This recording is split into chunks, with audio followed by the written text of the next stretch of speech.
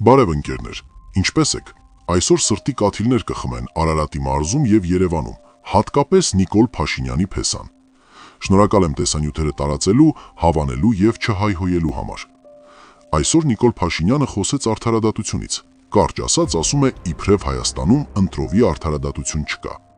Հարգելի իրավապահ համակարգի աշխատակիցներ, որքան ժամանակ եք դուք չարչարվում որևէ քրեական վարույթով, գտնում ապացույցներ, գտնում փաստեր Թալանի մասին, իսկ Նիկոլ Փաշինյանի ասած վնգը ստացող դատավորները մեկ րոպեում ջուրն են գցում ձեր չարչարանքը։ Օրինակ, պարզվում է 8 ամիս ձեր ծանր աշխատանքից հետո Արարատ քաղաքի համայնքապետի տեղակալներին ազատ են արձակում։ Արդյոք ավելի մեծ ձեռքառնոցի կա, քան նման պահվածքը։ Ընկերներ, ասեմ, որ այդ երկու անձը ձերբակալվել էին կոռուպցիայի հետ կապված քրեական վարույթով, սակայն օրեր առաջ ազատ էին արձակվել։ Հիմա էլ կարծես որևէ բան տեղի չի ունեցել եւ հաճախում են աշխատանքի։ Խոսքը գնում է Ասլանի մոտ աշխատող Արսենի եւ Հրաչի մասին։ Իդեպ, պարոն Արսեն, ասում են կոմունալի պետ աշխատող կամ փող ստացող որդիդ մի հատ լուրջ օին է բերել քո գլխին։ Ինձ լսես, մի հատ կճշտես, թե ինչ է արել։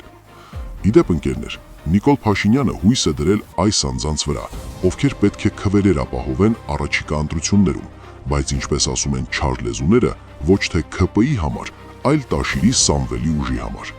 Հայաստանում չկա իրական արդարադատություն, չի եղել եւ չի լինի, եթե ներկայիս քաղաքական դերակատարները լինեն իշխանության գլխին։ Ընկերներ, ցանկանում եմ նաեւ խոսել երևանյան մի ընկերության մասին, որի անունը Բիդեկ է։ Այսպես, պարզվում է, որ միայն 2026 թվականի անցած ամիսներին, այսինքն 4 ամսվա ընթացքում, հանրապետական նախկին падգամավորի որդու ընկերությունը շուրջ 13 միլիարդ դրամի տենդեր է շահել։ Իսկ դուք էլ մտածում եք, թե բան է փոխվել երկրում։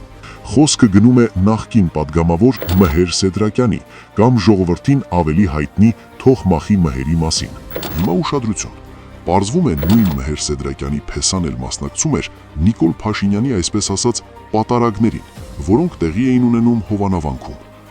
Պարոն Նիկոլ Փաշինյան, բա ինչպես է ստացվում, որ նման մարդկանց ընկերություններն են մեծ տենդերներ հաղթում, կամ ինչպես է ստացվել, որ ձեր կողմից ժամանակին անվանարկված անձինք միայն գերշահույթ են ստանում։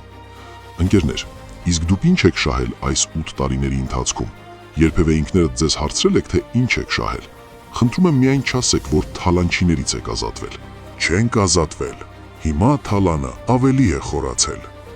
Հիշում եք Սերժ Սարգսյանի անվտանգության նախկին պետ Վաչագան Ղազարյանին։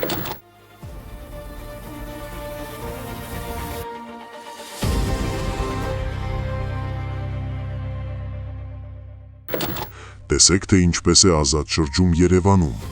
Սա է Թալանի հետ բերումը, սա է Նիկոլ Փաշինյանի արդարադատությունը։ Ընկերներ, հիմա անցանք օրվա կարևորագույն թեմային։ Ճանաչում եք այս երիտասարդին։ Ներկայացնեմ. Սոս Աշոտի Սարդարյան, Երևանի հաշվառման քննական բաժնի պետ, կամ ժողովրդի լեզվով ասած Մռոյի պետ։ Արմատներով էջմիածինցի Սարդարյան Սոսը այդ պաշտոնին է նշանակվել 2025 թվականին։ Իդեպ, պաշտոնին ստանձնելուց առաջ մասնակցել է մրցույթի, որին մասնակցել է ընդհանուր թվով 5 անձ։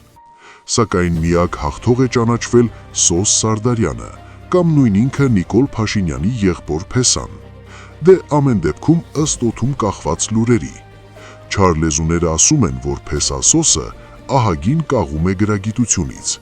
Բացի այդ, նաև կոռուպցիոն գործարքներում են մեղադրում։ Դե Նիկոլ Փաշինյանի արդարադատությունը այնքան հզոր է, որ վստահաբար չի կարող չար լեզուների ասածները ստուգել։ Ընկերներ, հիշեք, միակ տարբերակը իրական հեղափոխություն անելն է։ Հարգանքներով, ձեր Հայը։